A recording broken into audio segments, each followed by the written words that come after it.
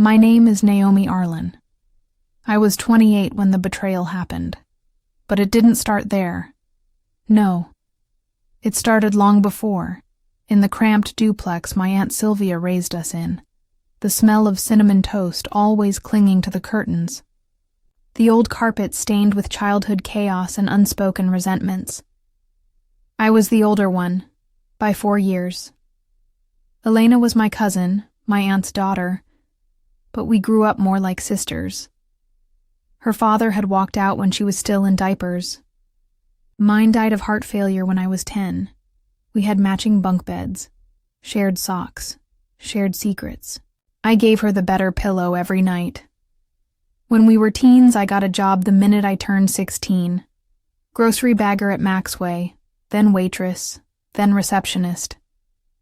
I saved money not because I had a plan, but because I knew I'd need it. Aunt Sylvia always said, "You girls will be the first to go to college."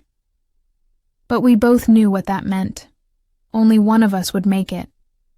I gave up my dorm placement to stay home and work full-time, paid off Mom's hospital bills, took classes at the community college when I could. And when Elena cried to me about her dream of law school, Harvard, of course, I didn't laugh. I opened my savings account instead. It wasn't a small sum. Over 4 years, I gave her $37,000. I even deferred my own schooling when tuition climbed. I told myself, when she makes it, we all make it. When she graduates, she'll lift us both. She promised. Elena got her degree, top of her class, summa cum laude. I sat in the 5th row at her graduation while she wore crimson robes and shook the dean's hand. She never looked back during her speech, never thanked me. But I clapped. I told myself, she's overwhelmed. She got an internship at Bramer & Wells, a prestigious law firm downtown. I landed a job there too, not as a paralegal, not even a clerk, as a front desk coordinator, receptionist. Smiling, polite, unseen. She didn't recommend me. I applied cold. My resume barely got me in the door. But once I was in, I worked hard, quiet, reliable.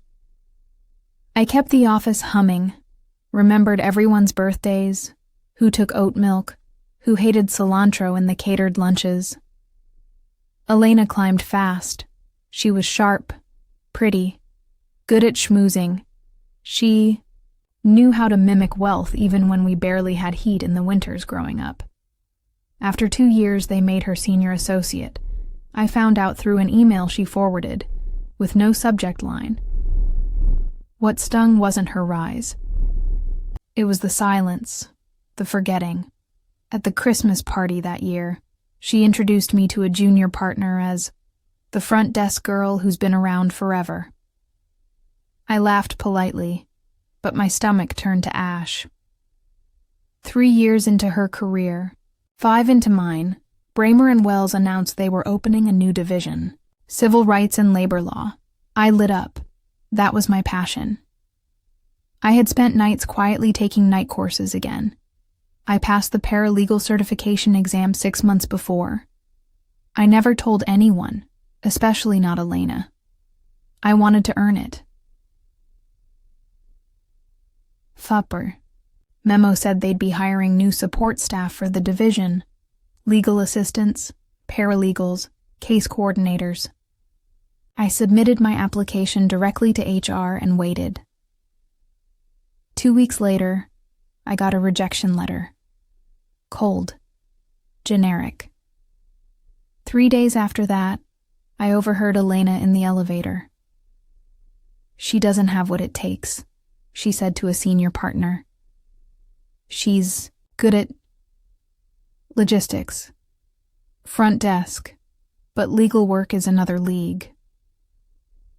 I pressed my back to the wall as the elevator doors closed, breathing in the sour taste of betrayal. I hadn't even told her I applied. She had gone out of her way to speak against me. I went home that night, and cried harder than I had in years. I wasn't angry yet, just hollow. A cold realization had set in. She didn't see me as family anymore. I was just a piece of furniture in her story. I didn't confront her. Not then. Not after I found out she had blocked my promotion. Not after I saw her on LinkedIn posting about women helping women with her arm slung around the HR director. Instead, I opened a folder. I had kept everything. The Venmo records from my personal account to hers, labeled tuition, books, exam fees, the wire transfer for her LSAT prep course, the receipt for her MacBook Air, still under my name, even a handwritten note she had mailed me during her second year that said, "I don't know what I'd do without you. This degree is yours too." I scanned it all, created a tidy file called Unpaid Debts, E-Evidence, and then I started planning. It took me 6 months to get into position. I didn't need to storm the gates, just slip through the cracks they didn't bother to seal. I started by applying for a lateral role at a boutique litigation firm across town, Derrick and Lane. Smaller than Bramer and Wells, but better staffed, more ethical, and, most importantly, rising. They hired me in 3 weeks flat. Not just as a receptionist either. I came in as a legal coordinator, and within 2 months, they promoted me to junior case manager. My certifications were real, my experience undeniable. My work spoke for itself. And best of all, we had just acquired 3 major clients, who were being poorly managed by none other than Bramer and Wells. I didn't need to compete with Elena. I just needed to become what she didn't expect. Relevant. Meanwhile, I watched from afar as cracks began forming beneath her polished reputation. Elena was good at politics, but careless with details. Late filings, over-promising, under-delivering. Bramer and Wells started bleeding mid-tier clients, and the board was watching. Then one evening, my inbox pinged. A partner from Bramer and Wells, one I'd worked under quietly for 5 years, emailed me. "Naomi, would you be open to contract work? You always kept things running smoothly. We're in a bit of a bind with case logistics over here." The poetic symmetry made me smile. "Happy to consult," I replied. "Through my firm, 275 HR. They agreed. Within 2 days, I was overseeing a file transfer from Bramer and Wells to Derrick and Lane for one of their larger nonprofit accounts. A client Elena had personally courted, and now fumbled. Her signature was still on the original intake form. Mine was on the closure report, the family dinner, that set the fuse. It was Aunt Sylvia's birthday when Elena finally noticed. The whole family gathered at the Briar Room. Linen napkins, candles flickering, everyone wearing something. Nicer than they could afford. I hadn't planned on coming, but Aunt Sylvia begged. And something in me wanted Elena to see me. Not as her shadow, but as her equal. No, her threat. She arrived late, as usual, dressed in cream cashmere and diamond studs. When she saw me seated beside Aunt Sylvia, her expression faltered. Just a flicker. But it was there. I let her stew. I waited until dessert, when someone asked about work. "Elena's just been so successful," Sylvia beamed. "You know, her firm might be the biggest in the district now." Elena sipped her wine. "We're expanding. Partner track soon, probably. And Naomi's doing admin work?" I smiled without blinking. "Actually, I just transitioned a 6-figure client from your firm to mine." The silence hit like a dropped plate. Elena's fork stopped mid-air. I didn't elaborate. I didn't need to. She knew. The message. She shouldn't have sent that night. Around 11:43 p.m., she messaged me. Elena, are you serious? You took my client? Are you trying to sabotage me? I stared at the text, blinking. Then I opened my unpaid debts e-evidence folder and started typing. Naomi. Just business. Also, since you brought it up, I'd like to revisit the $37,000. I gave you during law school. Shall I send over an itemized invoice? She didn't respond, but I could feel the storm brewing. Let her rage. I wasn't done yet. The next morning, I walked into Derek and Lane with a different posture. It's a subtle thing. Confidence. It doesn't announce itself with noise. It settles into your shoulders, changes your tone, sharpens the way you see the world. I had spent years shrinking myself around Elena, dimming my own potential to light her path. That was over. By noon, my managing director called me into her office. Naomi, she said, glancing up from her monitor. We've just been approached by the Midtown Workers Union. They're severing ties with Bramer and Wells. Said you were recommended. I blinked. By who? She smiled. Anonymous, but insistent. I stared at the wall for a moment, trying to contain the rush in my chest. I knew exactly who. Elena's clients were bleeding out, and they were crawling to me. I'd be lying if I said it didn't thrill me. Watching her polished image crack, piece by piece, while I moved upward on merit. But I wasn't after destruction. Not yet.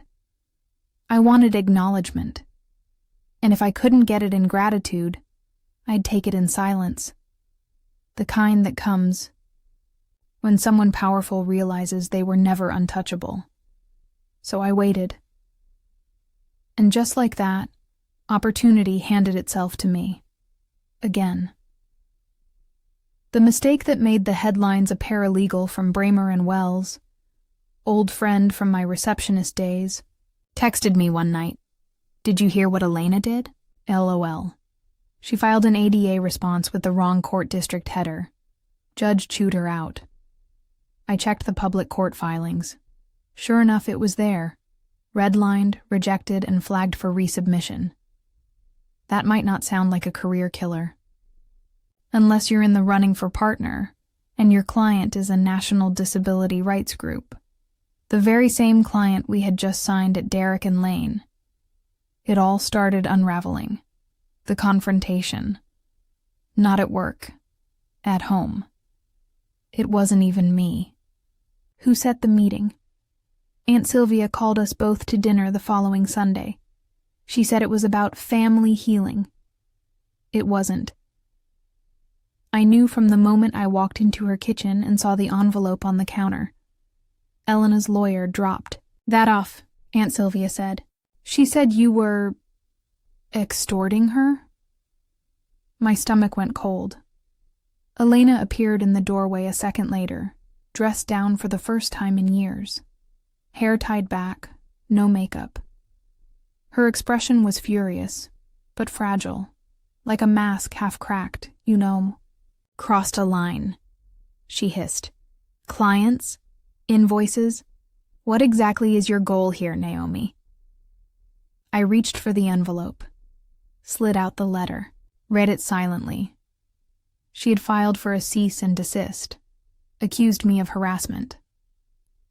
Emotional intimidation, career sabotage, manipulation of professional networks. I laughed once. Elena, I said, voice calm, you built your career on my back. I paid for your dream. Literally. I even let you make me invisible. And now, because I exist in the same field, I'm a threat. Her jaw tensed. I never asked for the money, she muttered. No, I said, stepping forward. You just took it, like it was your right. I pulled out my phone, tapped the folder open, turned the screen to her. Do you want me to submit these to the board at Bramer and Wells? Or would you rather we handle this with an adult conversation? She went still. Aunt Sylvia whispered, What is that? Every receipt, I said. Every transfer, every note where she thanked me for funding her tuition. Elena didn't speak. She just turned and walked out. The next day, I got a Venmo transfer for $5,000 with the memo. Partial repayment. We'll discuss. I didn't reply, because repayment wasn't the end game. Respect was. It was a Friday when the email went out. Subject line: Bramer and Wells, partner nominations postponed indefinitely. I stared at it, then reread the CC list. Elena was not included. Someone had leaked the rejection. 2 weeks earlier, she was a favorite for junior partner. Today, she was ghosted from her own firm's announcement chain, and I hadn't lifted a single public finger. But Bramer and Wells? They weren't blind anymore. Between client losses, filing errors, and the whisper network of internal complaints about her abrasive delegation style, she had become a liability. And the firm did what all cold machines do with liabilities. They cut quietly. That same morning, my managing director invited me to join the firm's quarterly retreat in Napa. We're discussing new leadership initiatives, she said. You've shown exceptional growth, Naomi. Don't downplay what you've built. I sat in the meeting room that day, surrounded by senior associates, account strategists, and lawyers from powerhouse cases, and realized something. Elena had used my money to climb fast, but I'd used her betrayal to build a foundation. Through me. Lunch. She never expected to need. Elena called me a week later. Her voice was smaller than I remembered. Can we talk? She said. Face to face? I agreed. We met at a small cafe near the courthouse. Neutral ground. She wore sunglasses indoors. Her coat still had the Bramer and Wells pin, even though everyone knew she'd been benched. I expected rage, accusations, but instead, I made a mess, she said. I said nothing. She took a breath. You were right, about all of it. I let her speak. She went on about the pressure, the jealousy she didn't want to admit, the guilt she swallowed when she saw my name on the paralegal certification list, the one she lobbied HR to reject. Then she did something I didn't expect. She took out a folder. I drafted a repayment agreement, she said. Full reimbursement, monthly installments, with interest. I opened it. The sum total was $52,331. I raised an eyebrow. Why the extra? For the laptop. And your silence, she said flatly. That part, that last part, was still Elena. But I took the folder. I signed. And for the first time since she walked across that graduation stage, I looked her directly in the eyes and said, Thank you. She blinked, and for a moment I could see the girl from the bunk bed. The one who used to braid my hair and cry over physics homework. But that girl was gone now. This version? She wasn't sorry. She was cornered. The offer that tastes like justice. That night, I had dinner with Michelle, a senior partner at Derrick and Lane. She passed me a portfolio over her glass of Merlot. Midtown Legal Aid wants you to lead the new expansion unit, she said. Independent contract, your own team. You'd be negotiating directly with corporate and labor firms. I opened the folder. Lead legal strategist, starting compensation, $10,000 plus bonus structure. I almost couldn't speak. Michelle smiled. You've got a reputation now, Naomi. Quiet strength, precision, empathy. Clients love you. And internally, you're the one people trust. I signed that night, and I knew. I hadn't just escaped Elena's shadow. I'd become someone she could never be. 2 months later, I stood in a conference hall in front of over 300 people. The annual Women in Legal Leadership Summit. Derek and Lane was a headlining sponsor. I had been asked to join a panel titled Invisible Labor, the Women Behind the Wins. I almost said no, not because I was nervous. I wasn't anymore, but because I didn't want to make it about her. Still, when I walked onto that stage, saw the audience filled with eager interns, firm directors, and press, I realized this was bigger than me. The moderator turned to me midway through the session and asked, "Naomi, you had an unconventional rise into leadership. Tell us about that, about how unpaid support, especially from women, often gets erased." And, for the first time, I told the truth. I told them about how I supported someone I loved through law school, paid her fees, fed her when she skipped meals, covered her prep classes and sat in the nosebleed seats at her graduation, and how that same person later called me the front desk girl. There was a pause in the room. Every woman knew that story, in some form. Then I said this. What she didn't realize is she didn't break me. She built me. With every dismissal, every condescending smile, she handed me bricks. I just chose to build something better. The applause was quiet at first, then thunderous. And in the third row, tucked near the back corner, I saw her, Elena. No press pass, no badge. Just her, sitting quietly in a beige blazer, alone. She didn't approach me afterward. She didn't need to. Her eyes said everything, a mix of regret, bruised pride, and something else. Recognition. The ending that wasn't about her months. Past. She never made partner. She left Bramer and Wells silently, her LinkedIn suddenly blank. I heard she moved firms, mid-tier. No leadership track. I received the first 4 payments from her repayment plan, direct deposit, on time.